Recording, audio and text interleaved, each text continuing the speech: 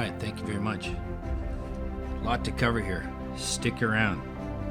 About 10 minutes into this, you're going to hear something that could save your life.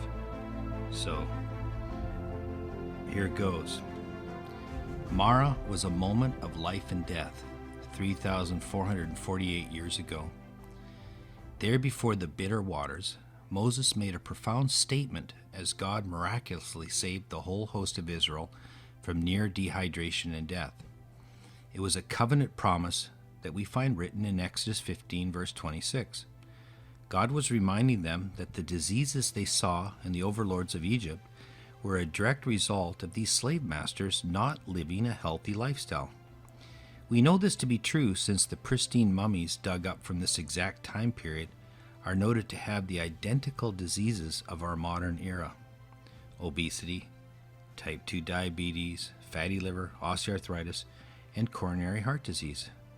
It was rampant then as now. Certainly these diseases had to be in some members of the mixed multitude that decided to leave their luxurious lifestyle behind to join Israel in their odyssey.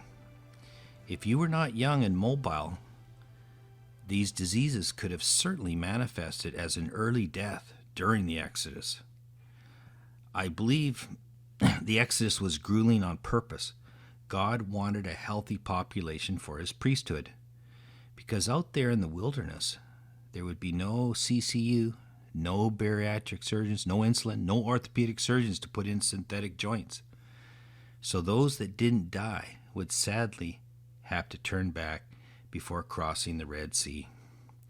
Only fit, healthy people would have lasted the 3 weeks and 300 miles to reach Marah. Author Douglas Petrovich, Ph.D., has added a new dietary aspect to this saga that probably contributed to the mixed multitude Exodus afflictions. Archaeological evidence has shown a multi-million-dollar wine industry underneath the sands of Avaris. Some 2 million Canaanite jars for wine are estimated to be buried there in that one town alone. The vast majority of Israelites would not have had access to all the rich, refined food and drink, but rather would be eating a simple diet. I suspect their diet would have been close to the Eden diet found in Genesis 1, verse 29, but only out of necessity. This would have caused a stark difference in the health between the two populations. On one side would be diabetic, fat, balding Hatshepsut-like Egyptians versus slim, strong Israelites. A similar distinction is found in the story of Daniel and his companions found in Daniel chapter 1, where Daniel purposed in his heart that he would not defile himself with the portion of the king's meat, nor with the wine which he drank. This powerful message came from understanding the truth about God as our Creator. It was then again proclaimed by Moses beside the waters of Marah, and then demonstrated in dramatic fashion by Daniel. A message that said Israel would not get the diseases of Egypt if they'd listen and do what God says. It is unclear if these simple dietary concepts impacted their minds there at Marah, for later, just 10 days or so, the quail story tells us otherwise. They wanted to eat like Pharaoh did, which brings us to our time, where in the last 120 years, Egyptian diseases of excess have come back big time. This time they reach down to the poor working class. Smarter, more disciplined, wealthy people understand that eating too many refined calories and meat and not exercising may lead to obesity and diabetes. Coronary artery disease, on the other hand, is a little more mysterious. Despite huge advances in science, it remains poorly understood. Rich and poor alike are affected. But it doesn't have to be this way. Millions could have been saved in the last 100 years if there wasn't a failure to recognize what exactly causes atherosclerosis. This failure has been the greatest disaster in dietary public health of the modern era. It has to be humbling that Moses and the Israelites understood how to keep their arteries healthy and open and uninflamed much better than us today. Let's take a closer look at this hidden disease. Prior to 1900, blocked coronary arteries and early heart attack was quite rare. Infectious diseases were the big killers. Then within 50 years it got so bad that America was in the midst of a medical crisis. Something changed in our grandparents' diet, but yet most doctors today are clueless as to what that was. History reveals that coronary artery disease rose steeply from 1910 to 1950. At its height, 3 presidents had a devastating heart attack while in office. William G. Harding, in 1923, died in a San Francisco hotel at age 57. A year later, William Taft went on to have several heart attacks and died 6 years later of heart failure. President Roosevelt ran average blood pressures of 206 over 108. Then during the stroke that killed him, his pressure was 300 over 190. Dead at 63, April 12, 1944. There was no medicine in the 1940s available to treat hypertension, which is really coronary artery disease. The most famous heart attack was that of Dwight D. Eisenhower in 1955, who later died at age 64 from a massive heart attack. This really horrified the nation. I mean, the reaction to the news of Eisenhower's heart attack was panic, and the thirst for more information was intense. The stock market dropped by $14 billion at the time from the news. In some ways, myocardial infarction was even more frightening to Americans than COVID-19 was to us today. Heart attack had become the leading cause of death, and it was all blamed on cigarette smoking. But many died that didn't smoke. In most, the first sign of heart disease was sudden death. 30 to 40% of those that made it to the hospital died. Let's do some detective work and understand this more fully. We know that coronary artery disease begins in childhood. Autopsies from children show fatty streaks in the aorta in virtually all children by age 10.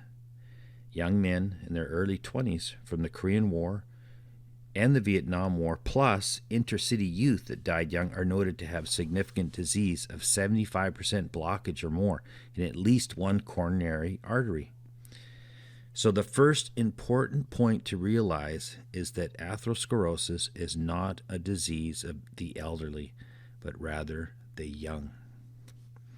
Babies in utero can have fatty streaks if the mother has high cholesterol and doesn't eat correctly. Since babies, children, and most young men do not smoke, there must be something else that is clogging arteries at an early age. With this in mind, we need to look for something that happened in America at about 1900 to create a rapid rise in coronary artery disease from 1910 until the 60s. In those born at the time, a hidden dietary change was occurring that created the early heart attack epidemic of the 1950s.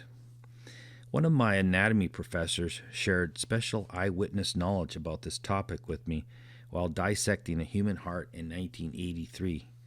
This doctor, over 70 at the time, was taught anatomy by a doctor that was trained in the era where blocked arteries started to show up.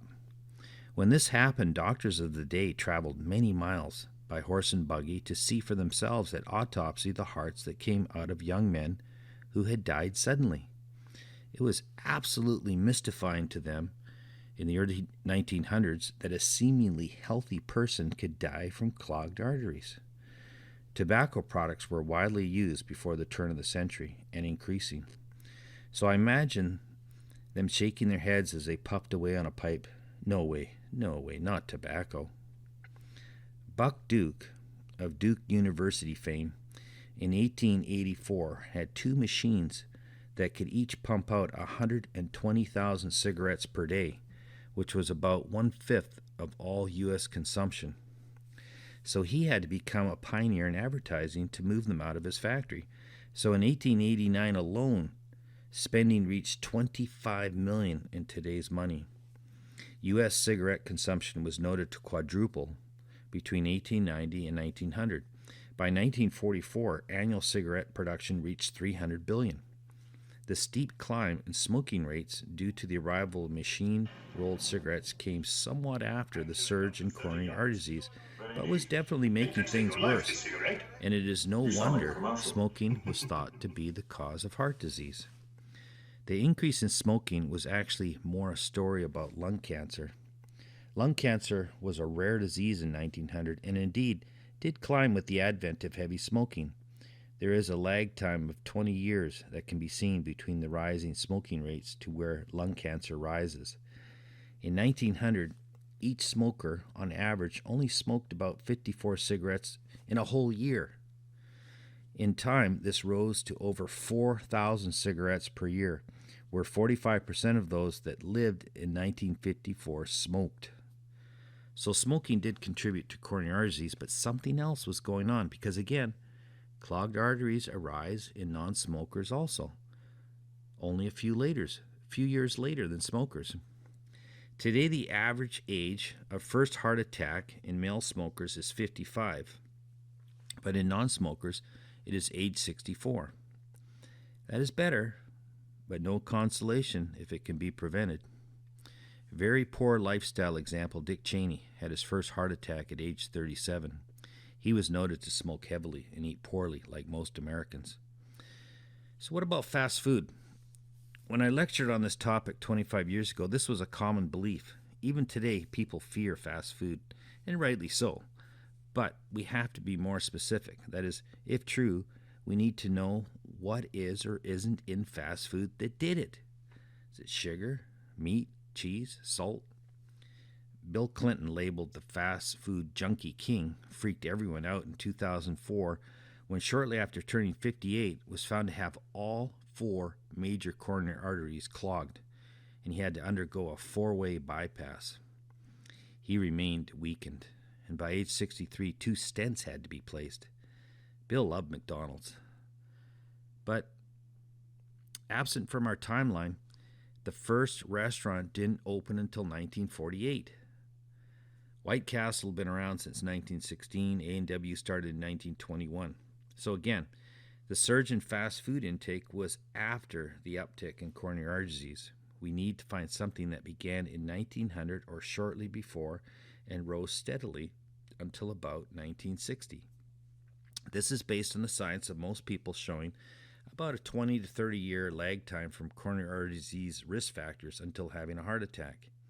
In high-risk individuals, heart attacks occur after 4 to 5 decades of life. Coronary artery disease thus shortens a population's lifespan. And in those that survive, clogged artery-related disability rises considerably. I will talk about this more later, but now, the answer to what happened in America to create this mess. Drum roll, please. Between 1870 and 1890, the modern practice of milling flour using steel rollers became extremely popular.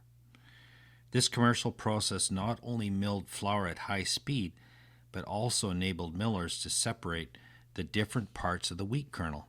Thus, flour could be produced much more quickly, and millers could cut out the bran and the germ and use only the soft endosperm. So here's the second key point. It is the removal of germ and bran from the American diet that caused millions to lose their lives much too soon, and in those that survived to have severe disability from heart failure, stroke, kidney failure, and dementia. Once again, Moses spoke of the diseases of the Egyptians. Are the diseases of the Egyptians related to white flour? Let's take a look. Wheat was first farmed in Mesopotamia, very close to where the ark landed beside the Fertile Crescent. Indeed, ancient Egyptians have the earliest recorded example of humans seeking a finer texture for flour. Around 3000 BCE, the Egyptians began sifting flour using hand sieves. This helped separate the coarser parts of wheat grains from the finer grains, in essence creating the first version of white flour. Achieving this finer flour was a time-consuming process, and typically only royalty could afford it. Similar practices have been used by many cultures across the centuries. For example, in medieval England, various cloths of differing weaves were used to sift flour in a process known as bolting.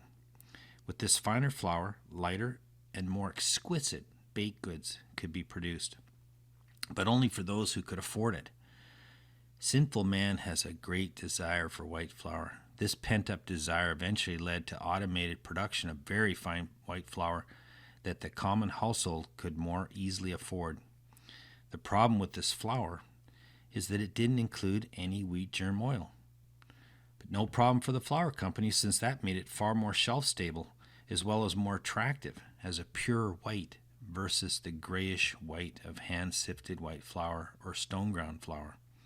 We're talking big bucks here. More money could be made. Within about 10 years of the introduction of commercial steel roller mills, many stone grinding mills across Europe and North America went out of business. They couldn't compete with the efficiency of modern mills or the public desire for white flour. In the 1890s, women baked 90% of the bread in the American home. By 1930, that number was reversed, with 90% of bread being baked in factories by men and then shipped to stores. Everyone wanted a little bit of royalty in their home. The public wanted bread to be as white as possible, so the process of chemical bleaching started, which was a process that destroyed even more of the few remaining nutrients of the endosperm. It got so out of control that a political connection of bread to whiteness, industrialization, and patriotism was so glaring that it ignited the hippie generation of pre-woke America. Studies estimate that by the 1930s, the average American was only getting 1/3 of the amount of thiamine as compared to when stone ground flour was the only variety available. Disease zombies began to appear on the streets, so the government in 1941 had to mandate adding 8 nutrients to white bread to help prevent all forms of nutritional deficiency, such as pellagra, beriberi, iron deficiency, rickets, etc. That first disease leads to dementia and diarrhea, with rash on the skin and mouth. The second disease, beriberi, has symptoms of loss of appetite, weakness, pain in the limbs, shortness of breath, and swollen feet and legs. Those deficiency diseases were the only ones that were obvious, but many others were hidden and took time to show up, like coronary artery disease. Many nutrients, first thought non-important, have later been shown critical to good health. And then many nutrients are unknown. Sliced bread came into being in 1928. Mothers loved it and never turned back, since it was so convenient for making sandwiches. By 1941, 85% of all bread was industrialized, and by 1958, 98% of all bread sold in the United States was white bread. That was the peak of insanity. And then the reversal of all this began in 1960 onwards. It was a great American story of people waking up, just as they did to many harmful things, such as racism and smoking. Smart mothers began to look for breads with more of the middle germ and outside bran, because that's where the magic ingredients are hidden. It wasn't until the late 90s that researchers proved that you need the whole kernel. Bread has to include the outside of grain and the very middle. The very first medical study that I saw in the literature was about 1996, and it showed that a 10-gram increase in cereal fiber in the elderly cut heart attack rates by 20%. I was amazed. The missing substances in refined grain products were clearly found to prevent coronary heart disease and a host of other ailments. We now know that consumption of refined carbohydrates, that is white flour, white rice instead of the whole grain counterparts, is the cause of almost all disease and disability in America. I don't want to bore you with copious amounts of facts and details, so I'll try and make this simple. The world consumes 37% of all calories in the form of wheat or rice, but sadly, we Americans consume 37% of our calories as fat and sugar. The average American eats about 5.5 servings of grain-based carbohydrate a day, but unfortunately, it is highly refined. Here is a pie chart of where those empty bread carbs are coming from. Looks like mostly bread, pizza, and dessert. There is no benefit from these foods. What we need is at least 3 servings of whole grain. What is a serving, you ask? Well, this is where you have to pay attention. A serving is 1 slice of bread, a 1/2 cup of cooked rice or pasta, or a cup of cereal. Europe seems to use 30 grams to designate a serving of whole grain. Our government likes using the term 1 ounce for a slice of bread. Recall that 1 ounce of gold equals 31 grams as a troy ounce, so 1 ounce, 30 grams is the same thing. Even so, I will stick to using the term serving rather than ounces or grams. The big question then becomes, is my serving that I'm putting in my mouth actually whole grain or whole rice? How close is the food I'm eating to their original form? We want 100% whole wheat, but is the yeast bread 100%? Or that tortilla? Was the flour used really what they say it is? Trust me, just buying bread is extremely difficult. As a physician looking at the labeled ingredients, I find it very confusing. Whole wheat flour can mean anything. The government specifies that at least 51% of total weight of bread has to be whole grain to qualify as whole grain bread. Sounds very confusing, right? So it's no wonder we aren't sure when was the last time any of us actually ate 100% whole wheat bread, 100% whole wheat pasta, or 100% brown rice. Even brown rice is tampered with. If we imagine the process of eating these products to be like putting money in the bank, then those that eat the average amount of carbs as whole grain, they would put about $5.50 a day in the bank. Those that eat refined products put nothing in the bank. Interestingly, in the Nurse Health Study beginning in 1976, it was found on average that these nurses ate only 1.3 servings of whole grain a day. The rest eaten was refined. These nurses should have had $2,100 in their yearly bank account, but actually ended up with only $471. Why does this matter? Because it translates into life and death. Amazingly, despite these nurses eating a small amount of whole grain, those that ate the most had 25% less coronary heart disease and diabetes than those eating the least. From an important meta-analysis in 2016, here's the reference.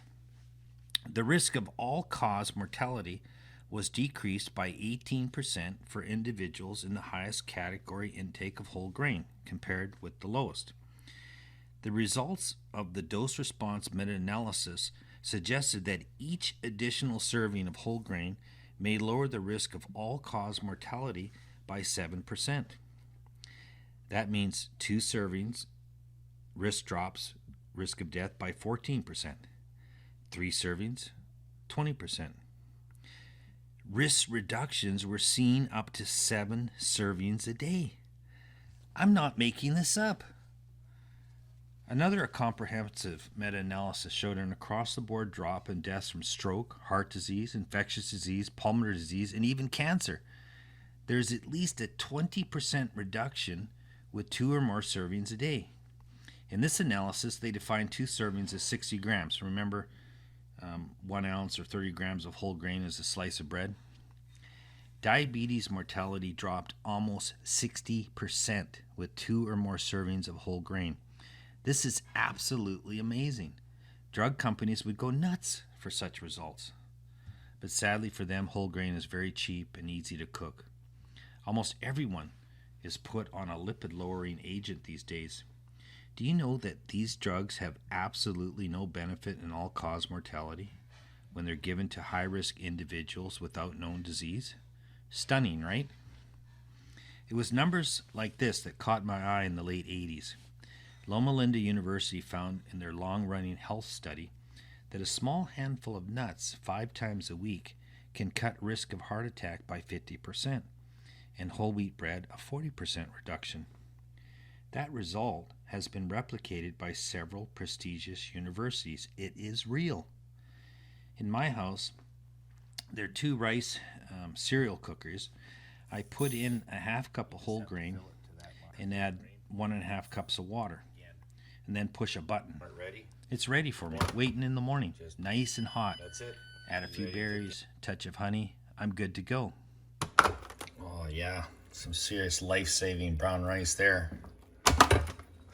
Oh, and that looks really good. Perfect texture. My personal favorite is to mix equal parts of steel-cut oats, flax, and bulgur wheat or crushed wheat. Yummy. My wife tries to steal it from me because it's so good. We use a Zojirusi 2-cup rice cooker. It's the best thing that I've ever bought. Highly recommended. So easy to use. So great to start the day with 3 servings of such potent disease-fighting whole grain. Okay, take a breath. Now listen. The third most important concept you must internalize and must understand is that the diseases of Egypt are actually diseases of deficiency. White bread doesn't shorten your life by what is in it, but rather by what is not in it. White bread does not provide any benefit because the key life-saving ingredients have been removed. Which brings me to the fourth most important thing to realize and internalize. Here it is. Diabetes, coronary heart disease, hypertension, stroke, dementia, etc. are, from a nutritional point of view, all part of the same disease. Eating refined carbohydrates instead of whole grain causes them all. Eating a healthy diet with adequate whole grain prevents them all. Don't be fooled by the many small categorizations, and don't be fooled about old age being a risk factor. Yes, old age is bad, but only because it means time has passed, allowing these diseases to get worse. Don't be discouraged. Ellen G. White, the lead driving force behind the Seventh-day Adventist health message, died at age 87. Her autopsy said she had arteriosclerosis.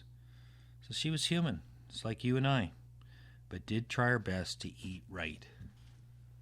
So the Egyptians suffered greatly from their desire of refined flour. As you can see, it isn't only obesity, diabetes, and early heart disease that led to disability and early death. There's also a huge burden of early death from pulmonary disease, infectious disease, and many cancers.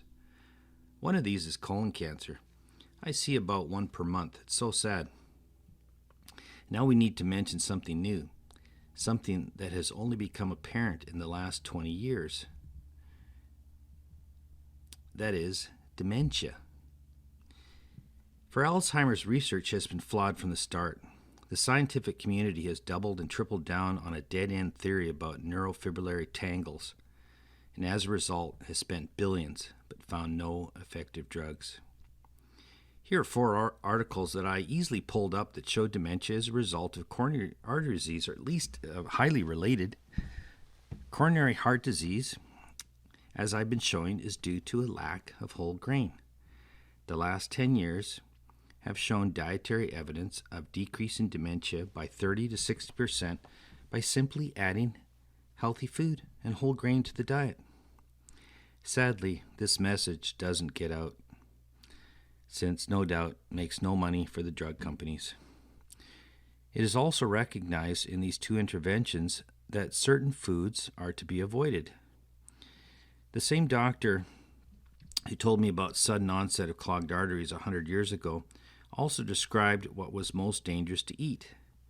He used to work in the lab with monkeys, and there he saw the monkeys being fed food very high in oxidized cholesterol. That is ice cream, custard, Parmesan cheese, and lard. These poor monkeys would get craters in their arteries within 24 hours.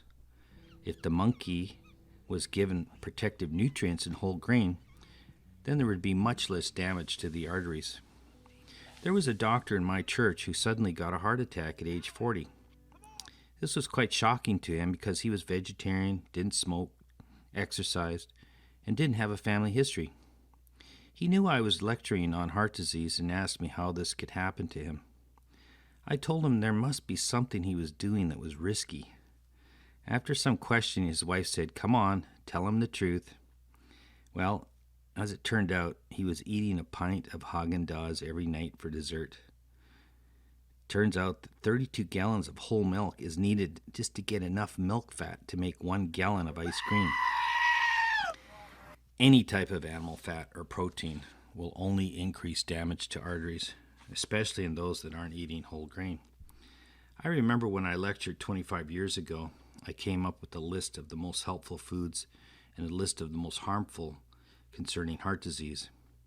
This list explains why heart disease is highest in the Eastern Bloc of Europe. Their national dish is Hungarian goulash. I had to have some when I arrived in Prague. It's very good.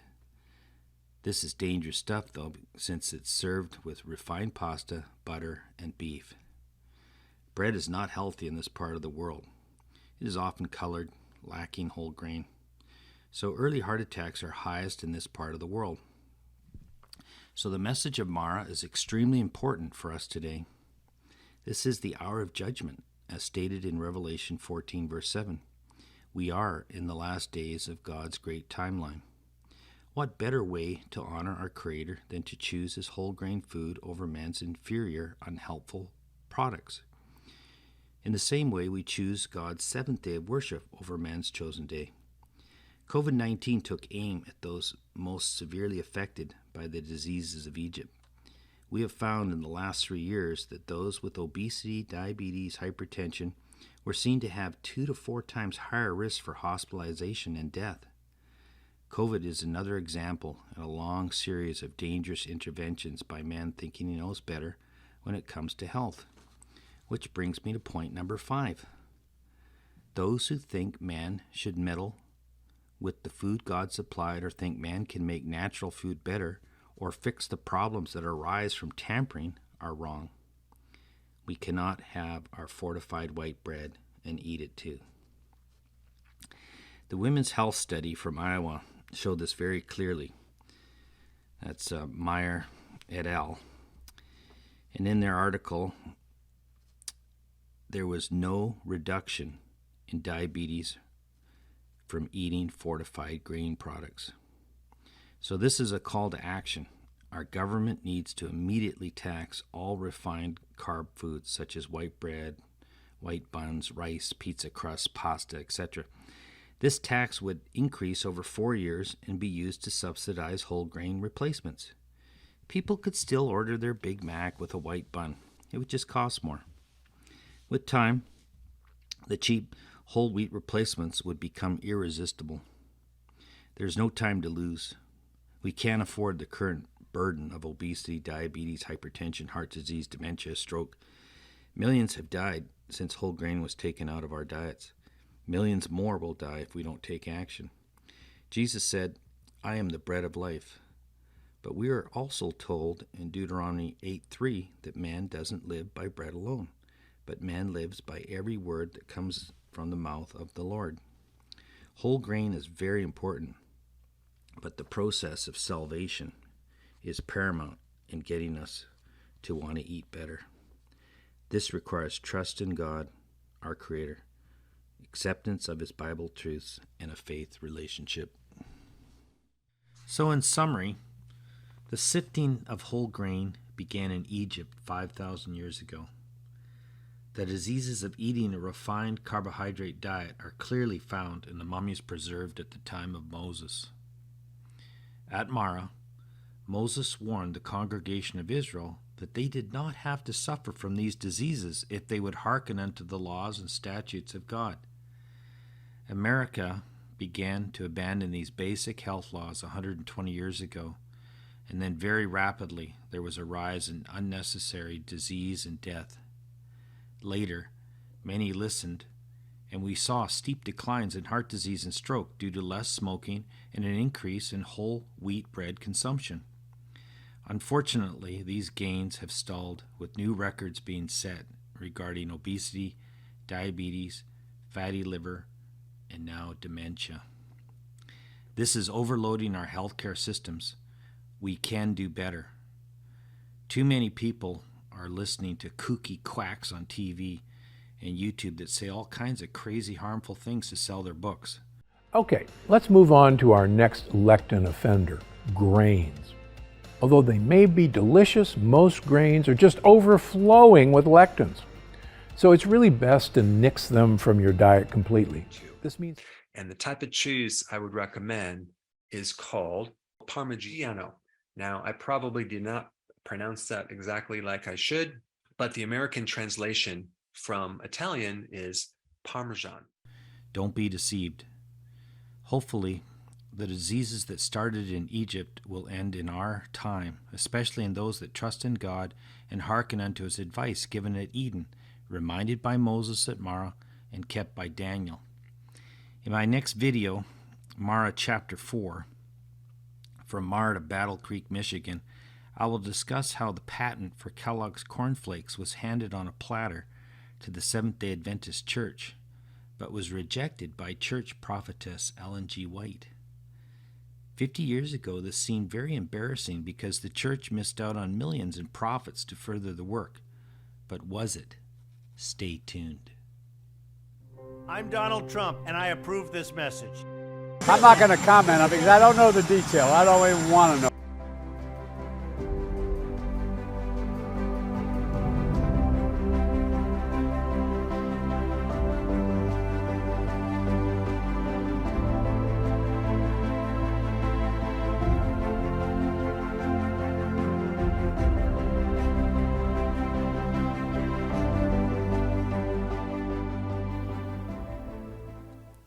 The Hebrew word used in Exodus 15:26 at Marah is a very special word because it describes God as our healer and our personal physician.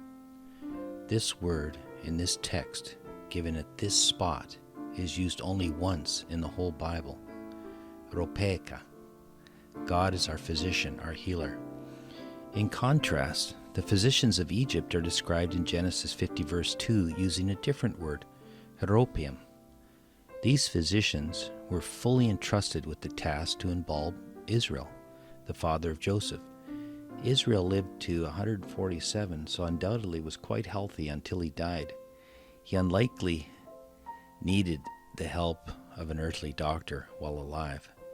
Instead, he only needed these exceptional undertakers of the day to make him look good for his coffin and for the eventual transport to the cave of Machpelah. We today rely on modern medicine to help us through poor lifestyle choices. Choices that have led to our obesity, diabetes, hypertension, and eventual heart attack, stroke, and dementia. Physicians today are much like those ancient Heropium of Egypt in that they know how to embalm their patients. The only difference now is that they do it slowly before we are dead. This approach, which I'm sadly a part of, may prolong life, but there's no freedom from expensive meds, and many begin to look like unhealthy walking mummies. So God was teaching Israel at Marah to rely on Him, the only one that can truly heal us inside and out.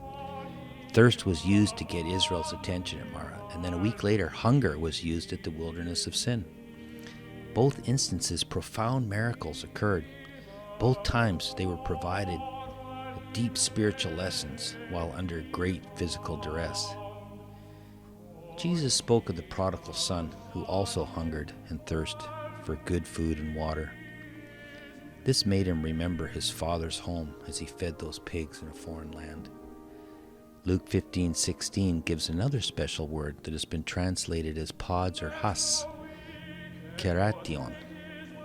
It is used here only once in the whole Bible. I believe it is a word that implies the portion of whole grain which is thrown away. Its only function is to protect that precious grain or seed within the pod, husk, or shell that actually nourishes.